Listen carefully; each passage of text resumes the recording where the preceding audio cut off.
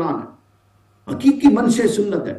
رسول اللہ صلی اللہ علیہ وسلم جس کام کے لیے آئے، رسول اللہ نے پہلے انسانی قلوب کو مسخر کیا، پھر اذان کو مسخر کیا، پھر انسانی معاشروں کو مسخر کیا، پھر ان تسخیر شدہ اذان کے ذریعے ایک سوسائٹی قائم کی، کہیں بھی رکاوٹ نہیں بنے۔ کوئی بڑے سے بڑا مخالف آیا، حضور نے اس کو بھی مارجن دیا۔ تو لہٰذا سائنٹیفک رویہ یہ ہے کہ آپ مخالف کو مارجن دیں، اس کو اسٹڈی کریں، اس کو غور و فکر کریں، آپ کو یقیناً اس کے اندر سے کچھ اچھا پہلو نکل آئے گا۔ لیکن حق، آخری حق، الٹیمیٹ ریالٹی اور سنت ہے، الٹیمیٹ ریالٹی، لیکن جو پروسیجرل فیکٹس ہیں وہ الٹیمیٹ جو حقیقت ہے کہ وہ لا ریب فیہ، ذالک الکتاب لا ریب فیہ۔ اچھا علامہ، جب ہم یہ بات کرتے ہیں، کوئی دروازوں کا بھی ذکر ہے، مطلب ولو فتحنا علیہ بابا من السماء فظلوا فیہ یرجعون، جی بالکل، فتحنا ابواب السماء بماء منہمر، پھر ہم مسجد میں جاتے ہیں کہ اللہم افتح لی ابواب رحمتک۔ جی قرآن مجید میں اللہ تعالیٰ نے یہ آسمان کے دروازوں کا ذکر کیا، وَلَوْ فَتَحْنَا عَلَيْهِمْ بَابًا مِّنَ السَّمَاءِ، تو اللہ تعالیٰ نے اس سے پہلے کافروں کو چیلنج دیا کہ اگر ہم آسمان کا دروازہ کھول دیں، فَظَلُّوا فِيهِ يَعْرُجُونَ، تو دن بھر وہ سفر کرتے رہیں، چڑھتے رہیں۔ تو اس کا اللہ تعالیٰ نے ذکر کیا کہ وہاں پر بھی جا کر آیات دیکھیں تو پھر بھی یہ کہہ دیں کہ یہ سب کچھ جادو ہے۔ تو اس سے یہ پتہ چلتا ہے کہ آسمان کے دروازے ہیں۔ پھر یہ جو حدیث معراج ہے، اس میں نبی کریم صلی اللہ علیہ وسلم نے فرمایا کہ جب ہم براق کو چھوڑا اور آسمان کی جانب جبرائیل چڑھے تو پہلے آسمان پر انہوں نے پہنچے اور دروازے سے آواز آئی کہ کون؟ انہوں نے کہا میرے ساتھ محمد صلی اللہ علیہ وسلم ہے۔ انہوں نے کہا مجھے اسی بات کا پابند کیا گیا تھا۔ وہ مبعوث ہو گئے تو انہوں نے دروازہ کھولا۔ پھر آگے اس طرح دروازے کھلتے گئے، انبیاء سے ملاقاتیں ہوتی گئیں، اور 7ویں آسمان کا دروازہ کھلا تو حضرت ابراہیم علیہ السلام کو بیت المعمور کے ساتھ ٹیک لگائے ہوئے بیٹھا پایا۔ تو اس سے پتہ چلتا ہے کہ آسمان کے دروازے ہیں، البتہ ان کے نام کیا ہیں یا ان کا حجم کیا ہے یہ اللہ تعالیٰ ہی خوب جاننے والا ہے۔ اس کے بارے میں ہم کوئی حتمی رائے نہیں دے سکتے۔ آپ کے پروگرام میں آج کا جو ٹاپک ہے اس میں جو ہمارے ڈاکٹر صاحب ہیں یہ عمر میں اور علم میں مجھ سے بہت بڑے ہیں، اور ان کی جو فیلڈ ہے میں ایک ریکویسٹ کرنا چاہوں گا۔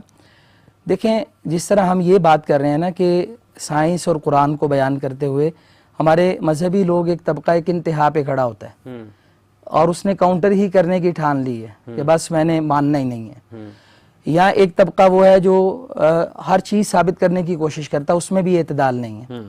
تو یہاں پر ہم اپنے بھی تو دوسری جانب رویوں پہ غور کریں کہ جب بھی ہم اس جانب آتے ہیں اگر ہمیں کوئی اختلاف کی بات ملے تو ہم اسے کھلے سینے کے ساتھ قبول کریں۔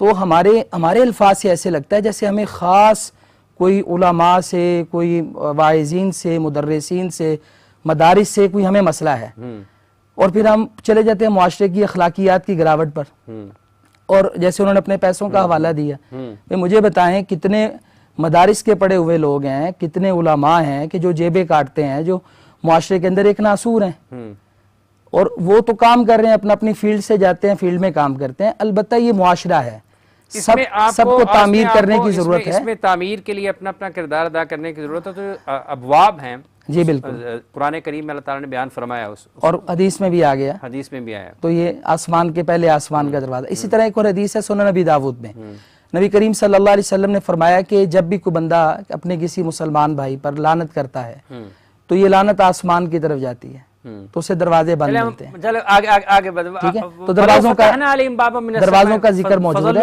ڈاکٹر صاحب یہ جو آیت مبارکہ ہے جب ہم اس کا مطالعہ کرتے ہیں تو پھر جو دروازوں کا ذکر ہے، جیسا کہ ابھی علامہ نے بھی فرمایا، پھر حدیث میں بھی ثابت ہے۔ جی ڈاکٹر صاحب آپ تک آواز آ رہی ہے؟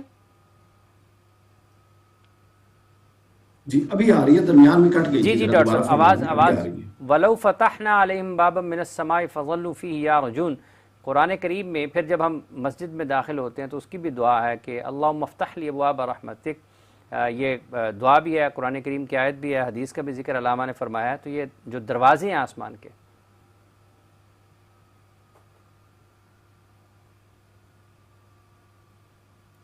ڈاکٹر صاحب آپ کو آواز آ رہی ہے؟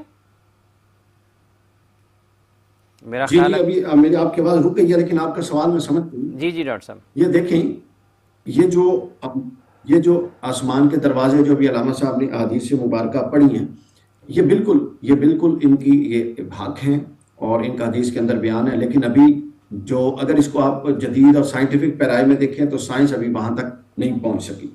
میں یہ چاہ رہا ہوں کہ ہم نے اس کے جدید پہلوؤں پر بہت بات کی، تو تھوڑے اس کے جو محبت کے اور عشق اور محبت کے اور مذہبی پہلو ہیں اس پر بھی بات کر لی جائے، تاکہ ہمارے سامعین اس حوالے سے بھی اس گفتگو میں یہ سکم نہ رہ جائے کہ یہ صرف جدید پہلوؤں پر بات کرتے. حضور نبی اکرم صلی اللہ علیہ وسلم کی جو معراج ہے جی، یہ 3 مدارج اور 3 مراحل میں ہوئی. پہلی معراج بشریت، دوسری یہ 3 ہی درجے تھے، 3 ہی طرح کی سواریاں تھی، علماء نے لکھا ہے، اور 3 ہی طرح کی حضور کی حالتوں میں یہ معراج ہوئی. تو علماء نے لکھا ہے، بہت سارے لوگ اہل سنت کے. اب پہلی معراج کہتے ہیں علماء، خواجہ نظام الدین اولیاء رحمۃ اللہ علیہ نے الفوائد میں بھی یہ بیان کیا کہ پہلی معراج معراج بشریت تھی. یہ زمینی معراج تھی، یہاں سے لے کر حضرت ہانی یسین کعبہ سے لے کر یہ بیت المقدس تک کی تھی. اس کا سفر براق پر ہوا. پھر اس کے بعد دوسری معراج نورانیت، یہ بشریت محمدی کی تھی. پھر دوسری صوفیاء اور علماء نے لکھا یہ دوسری معراج جو تھی وہ نورانیت محمدی کی تھی، جو سدرۃ المنتہا، جو بیت المقدس سے سدرۃ المنتہا تک ہوئی. اس کے بعد تیسری معراج جو تھی، اس کے لیے سواری کا نام رفرف عام طور پہ لکھا ہے امام ابو الحسن اشعری اور دیگر علماء نے. پھر اس کے بعد تیسری جو معراج تھی، چونکہ سدرۃ المنتہا پر آسمان، حضرت جبرائیل علیہ السلام اور سب کچھ وہاں رک گیا، اس سے اوپر اب کچھ نہیں جانے والا تھا. تو اس کے بعد ایک بکہ نور آیا، اور حضور نبی اکرم صلی اللہ علیہ وسلم اس بکہ نور میں سوار ہو کے اوپر تشریف لے گئے، اور وہ معراج جو تھی اس کو کہتے ہیں حقیقت محمدی کی معراج. تو گویا اس سفر میں بشریت محمدی کو بھی معراج ملی، چونکہ قرآن مجید نے لفظ استعمال کیا ہے سبحان الذی اسری بعبدہ لیلا من المسجد الحرام الى المسجد الاقصی. تو عبد کا اطلاق روح اور جسم دونوں پر ہوتا ہے، یہ مطلق جسمانی معراج نہیں تھی، روحانی نہیں تھی، جسمانی تھی. تو لہذا بشریت محمدی کو بھی اللہ نے اس سفر کے ذریعے معراج بخشی، نورانیت محمدی کو بھی اللہ نے اس سفر کے ذریعے معراج بخشی، اور حقیقت محمدی جو اللہ نے پیدا فرمائی تھی اس کو بھی معراج بخشی. اور حقیقت محمدی کی معراج بکہ نور میں سفر، سدرۃ المنتہا سے آگے کا سارا سفر تھا، سارے آسمانوں کا سفر تھا. اور بالآخر امام ابو الحسن اشعری کہتے ہیں کہ جب رفرف بھی نیچے رہ گیا، بکہ نور بھی نیچے رہ گیا، براق بھی نیچے رہ گیا، وہاں جا کر پھر حضور نبی اکرم صلی اللہ علیہ وسلم نے اپنے آپ کو تنہا پایا. یہ الیواقیت والجواہر اس کتاب کے اندر یہ موجود. اور الابریز میں شیخ عبدالعزیز دباغ نے لکھا، کہتے ہیں کہ حضور علیہ السلام نے وہاں جا کر اپنے آپ کو جب تنہا پایا تو پھر اوپر سے آواز آئی، چونکہ اب تک تو ساری سواریاں ساتھ تھیں تو اب تنہا تھی، تو اوپر سے آواز آئی کف یا محمد ان ربک یصلی، اے محمد صلی اللہ علیہ وسلم آپ یہاں پر رک جائیے. ان ربک یصلی، 2 معنی ہے، آپ کا رب اب آپ پر درود پڑھ رہا ہے، یا صلی یصلی تصویر، اس میں قربت کا معنی بھی پایا جاتا ہے. تو فرمایا دوسری تعبیر یہ کی کہ اب آپ کا رب خود آپ کے قریب ہو رہا ہے، گویا آپ کو لینے کے لیے آ رہا ہے. تو گویا یہ معراج، پھر ہر آسمان پر انبیاء سے ملاقاتیں، مختلف انبیاء کے احوال. پھر سفر معراج میں حضور نے کئی انبیاء کو قبر کے اندر نمازیں پڑھتے دیکھا. اور پھر جو سب سے اہم ہمارے لیے اصلاح کا پہلو، وہ حضور علیہ السلام نے جب جنت دوزخ اور سارا سفر کیا تو اس میں بہت سارے ایسے احوال دیکھے جو ہمارے لیے سبق آموز ہیں. حضرت جبرائیل علیہ السلام نے بتایا کہ ایک شخص تھا، ایک دسترخوان دیکھا، اس دسترخوان کے ایک طرف حلال مال پڑا تھا، اچھا رزق تھا، اور ایک طرف حرام پڑا تھا. وہ شخص حلال کو چھوڑ کے حرام کھا رہا تھا. تو حضور علیہ السلام سے پوچھا کہ حضور نے جبرائیل سے پوچھا جبرائیل یہ کیا کر رہا ہے؟ تو فرمایا یہ وہ شخص ہے جس کے پاس حلال بیوی موجود ہے مگر یہ حرام کی طرف رغبت رکھتا ہے. پھر اسی طرح ایک شخص تھا، اس کو دیکھا کہ یہ 2 لوہے کے کانٹوں کے ساتھ اس کی یہ باتیں یوں چھیلی جا رہی ہیں اور وہ کان تک گدڑی تک آ جاتی ہیں، پھر وہ بن جاتی ہیں، اور یہ بار بار عمل ہو رہا ہے. تو حضرت جبرائیل سے حضور نے پوچھا جبرائیل یہ کیا ہو رہا ہے؟ تو حضرت جبرائیل علیہ السلام نے عرض کیا یہ وہ شخص تھا، بعض روایتوں میں جھوٹا تھا، بعض میں غیبت کرتا تھا. قیامت تک اس کے ساتھ یہی معاملہ ہو. ایک وہ شخص ہے جس کا اتنا پیٹ بڑا ہوا تھا کہ وہ چلتا تھا تو اس کو اٹھا نہیں سکتا تھا. پھر ایک شخص تھا جس کے سر پر پتھر مار کے فرشتے کچل رہے تھے. قیامت تک یہ ہوتا رہے گا. حضور نے پوچھا یہ کون تھا؟ فرمایا یہ وہ تھا جو ادھر کی باتیں ادھر کر کے، چغلیاں کر کے لڑائیاں ڈلواتا. یہ وہ سارے اسباق بھی ہیں جو رسول اللہ صلی اللہ علیہ وسلم نے اپنے بوجھل قلب اطہر کے ساتھ ہمیں بیان کیے، تاکہ ہم صرف ان چیزوں کا تذکرہ ہمارے اس پر عمل بھی کریں. جی علامہ آپ کچھ کہنا چاہیں؟ جی یہ جو ڈاکٹر صاحب نے اسراء کی بات کی ہے نا، یعنی جو اس کا مذہبی پہلو بیان کیا ہے، دیکھیں یہ جو زمین کا سفر ہے نا، یہ تھوڑی سی اس کی وضاحت ہو جائے. اور یہ ٹرمز ہیں اس کو سمجھنا چاہیے.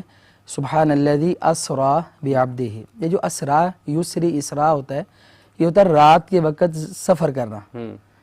تو نبی صلی اللہ علیہ وسلم کی جو معراج ہے اس کے معراج زمین سے اوپر کی طرف کا سفر ہے، اور یہ جو زمین کا سفر ہے من المسجد الحرام الی المسجد الاقصی، اس کو معراج نہیں کہتے، اس کو اسراء کہتے ہیں. اور اسی لیے جب آپ احادیث کی کتابیں اٹھائیں یا علماء کی کتابیں اٹھائیں تو اس کے اندر یہ لفظ ہوتا ہے اسراء و معراج.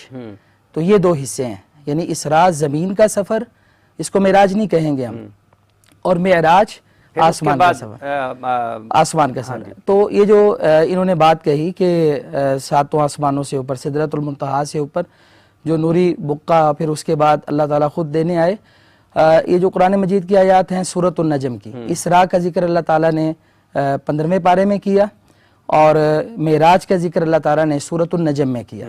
فَكَانَ قَابَ قَوْسَيْنِ أَوْ أَدْنَىٰ، یہ جو بھی یہاں پر بیان ہے. تو جب ہم اپنے صحابہ کرام کو پڑھتے ہیں، مفسرین کو پڑھتے ہیں، تو یہاں سے مراد حضرت جبرائیل علیہ السلام ہے. اور صحیح مسلم کی روایت حضرت ابو ذر رضی اللہ تعالیٰ عنہ نے نبی کریم صلی اللہ علیہ وآلہ وسلم کو یہ سوال کیا اور آپ نے کہا کہ کیا آپ نے معراج کی رات اللہ تعالیٰ کو دیکھا ہے؟ تو آپ صلی اللہ علیہ وسلم نے جواب دیا نور انی ارا، اللہ تعالیٰ تو ایسا نور ہے میں اسے کیسے دیکھ سکتا ہوں. تو اس میں جو ہمارا موقف ہے، چونکہ یہ بات بیان ہوئی اور یہاں پہ وضاحت ضروری ہے، جو ہمارا موقف قرآن احادیث اور جو ہمارے محدثین ہیں، صحابہ کرام ہیں، سلف صالحین ہیں، ان کی تفسیر سے اور رسول اللہ صلی اللہ علیہ وسلم کی اس حدیث سے اور حضرت عائشہ رضی اللہ تعالیٰ عنہ کی بھی حدیث کے جس نے کہا کہ معراج کی رات نبی صلی اللہ علیہ وسلم نے اللہ تعالیٰ کو دیکھا ہے، اس نے اللہ تعالیٰ پہ بہتان باندھا. کیونکہ قرآن مجید میں اللہ تعالیٰ فرماتے ہیں لا تدرکہ الابصار وہو یدرک الابصار.